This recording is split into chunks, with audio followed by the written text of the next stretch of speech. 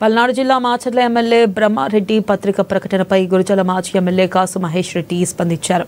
పిన్నెల్లి సోదరుల మీద రెచ్చగొట్టే వ్యాఖ్యలు ఎమ్మెల్యే బ్రహ్మారెడ్డి చేయడం చాలా దురదృష్టకరమన్నారు.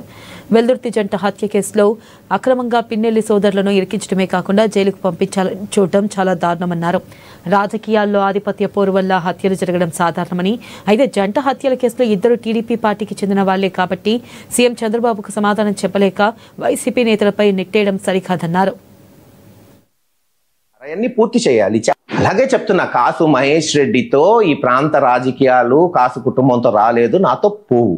సరే, నా తర్వాత ఎవరు వచ్చేవాళ్ళు లేకపోతే నేనేం చేయలేను, రాకూడదని నేను కోరుకుంటాను. ఈ రోజు నా రాజకీయాలు అంతా నీచంగా తయారైనాయి, కానీ నేనున్నంత వరకు ఖచ్చితంగా ఈ ప్రాంతంలో నరసరావుపేటలో రాజకీయాల్లో చురుగ్గానే ఉంటాం.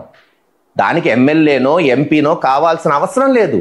గురజాల నాకు అన్నం పెట్టింది, గురజాలను అభివృద్ధి చేశాను, గతంలో ఏ ఎమ్మెల్యే చేయనటువంటి పనులు తీసుకొచ్చాను. ఆడ ప్రతిపక్ష నాయకులు కూడా చెప్తున్నారు అవన్నీ పూర్తి చేయాలి, చేస్తాను. అంత మాత్రాన నరసరావుపేట రాజకీయాలు ఎందుకు వదిలేస్తాను?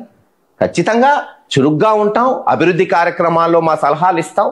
అది మా పార్టీ ఎమ్మెల్యేలైనా ప్రతిపక్షాలైనా మేము చేసిన అభివృద్ధి ఉంది.